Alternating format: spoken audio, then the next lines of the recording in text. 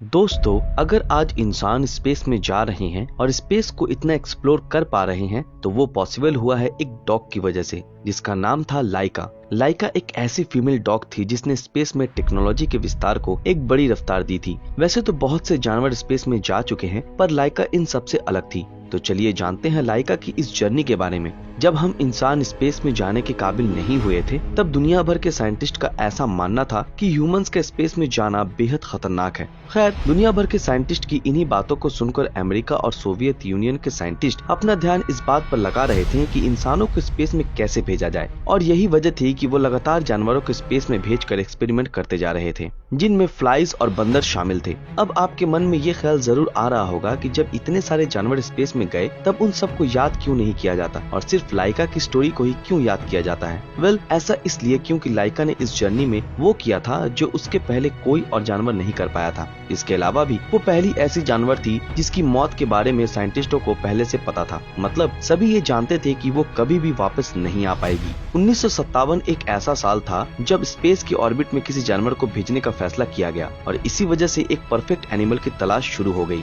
दोस्तों, उस समय स्पेस शटल बहुत ही छोटी हुआ करती थी। इस वजह से स्पेस में जाने वाले एनिमल का वेट 7 किलोग्राम और उसकी हाइट शोल्डर से लगभग 15 इंच चाहिए थी। खैर, इसी वजह से डॉग्स को सबसे ज्यादा सुटेबल माना गया, क्योंकि वो वेट और हाइट के इस स्केल पर बिल्कुल सही बैठ रहे थे। हालांकि साइंटिस्ट ने साफ तौर पर यह कह दिया था कि पेडिग्री डॉग्स किसी भी तरह से स्पेस में जाने के काबिल नहीं है, क्योंकि स्पेस शटल की इंटेंस कंडीशन को वो झेल नहीं सकते। और यही वजह थी कि हर कोई स्ट्रीट डॉग्स की तलाश में लगे हुए थे, क्योंकि स्ट्रीट डॉग्स पहले से ही इंटेंस कंडीशन में रहने के आदी होते हैं। आप सभी को जानकर हैरानी होगी कि एनिमल्स की तलाश के बाद साइंटिस्ट द्वारा 3 डॉग्स को सिलेक्ट किया गया, जिनका नाम था एल्बीना, मौका एंड लाइका। लेकिन इन तीनों में से एल्बीना और मौका को किन्हीं रीजन से स्पेस में जाने की इस रेस से बाहर कर दिया गया। हालांकि लाइका इसमें सिलेक्ट हो गई और उससे स्पेस में भेजने की तैयारी भी शुरू हो गई, क्योंकि उसने पल्मोनरी टेस्ट में अच्छा एटीट्यूड दिखाया था। वेल, लाइका को स्पेस में भेजने के पहले इंसान ये नहीं जानते थे कि वो वेटलेसनेस और ओवरलोड के बीच स्पेस में जी सकती है या नहीं, और यही वजह थी कि लाइका को स्पेस में भेजने के पहले उसकी ट्रेनिंग करानी जरूरी थी। उस समय के आर्टिकल्स के अनुसार तब लाइका को बहुत ही इंटेंस ट्रेनिंग से होकर गुजरना पड़ा था, जिसके दौरान उसे कई दिनों तक भूखा और अकेला रहना पड़ा था। सबसे हैरानी की बात तो ये थी कि लाइका को जिस स्पेसशिप में बैठकर स्पेस में जाना था वो किसी वॉशिंग मशीन के साइज की थी, और इसी वजह से लाइका को कई दिनों तक एक छोटे से बॉक्स में रखा गया था। अब आपके मन में ये सवाल जरूर उत्पन्न हो रहा होगा कि आखिर साइंटिस्ट ने ये जानते हुए भी कि लाइका जिंदा नहीं बचेगी, उसके स्पेस में भेजने का डिसीजन क्यों लिया।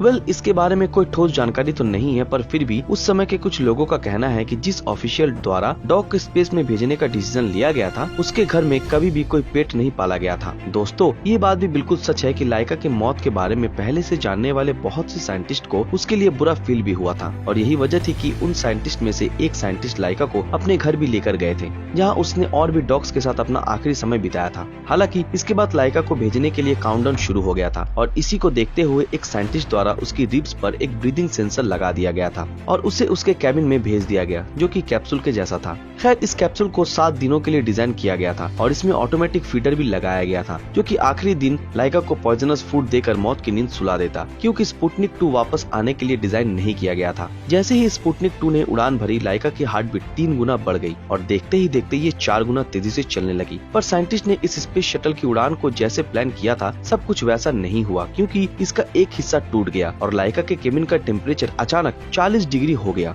खैर, बंद केबिन में इतनी गर्मी लाइका के लिए बेहद ज्यादा थी और इसी वजह से लाइका की हार्ट बीट और भी ज्यादा तेज हो रही थी। 3 घंटे बाद एक समय ऐसा भी आया जब लाइका की हार्ट बीट धीमी हो गई थी, और ऐसा हुआ था वेटलेसनेस की वजह से। पर इन सब के बावजूद भी लाइका 6 घंटे से ज्यादा जिंदा नहीं रह पाई। लेकिन इस स्टोरी का एंड यहीं पर नहीं है, क्योंकि सोवियत यूनियन के ऑफिशियल्स द्वारा कभी भी ये नहीं माना गया कि लाइका डेडलाइन के पहले मर गई थी और उनका प्लान फेल हो गया था। ऑफिशियल स्टेटमेंट्स की माने तो सोवियत यूनियन द्वारा 9 दिनों बाद लाइका की मौत को एक्सेप्ट किया गया था, जो कि उनके प्लान के अनुसार ही था, जिसके बाद सभी को यही लगा कि प्लान सक्सेसफुल हो गया है। पर इस सब के बाद भी ह्यूमंस को स्पेस में भेजने को लेकर कोई रास्ता साफ नहीं हो पाया था, क्योंकि लाइका का स्पेसक्राफ्ट 5 मंथ बाद ऑर्बिट से बाहर जाते ही बर्न हो गया था। जिसके बाद सारे एविडेंस मिट गए थे। खैर, लाइका ने 6 घंटे सर्वाइव करके ये तो बता दिया था कि इंसान इंटेंस कंडीशन और ओवरलोड के साथ भी स्पेस में जिंदा रह सकता है। दोस्तों, अब अगर आपको लगता है कि सक्सेस के बाद सोवियत यूनियन ने लाइका को भुला दिया था, तो ऐसा नहीं है, क्योंकि लाइका की याद में सोवियत यूनियन ने बहुत से पोस्टर्स छपवाए और लाइका की तस्वीर को सिगरेट्स के बॉक्स पर भी जगह मिली।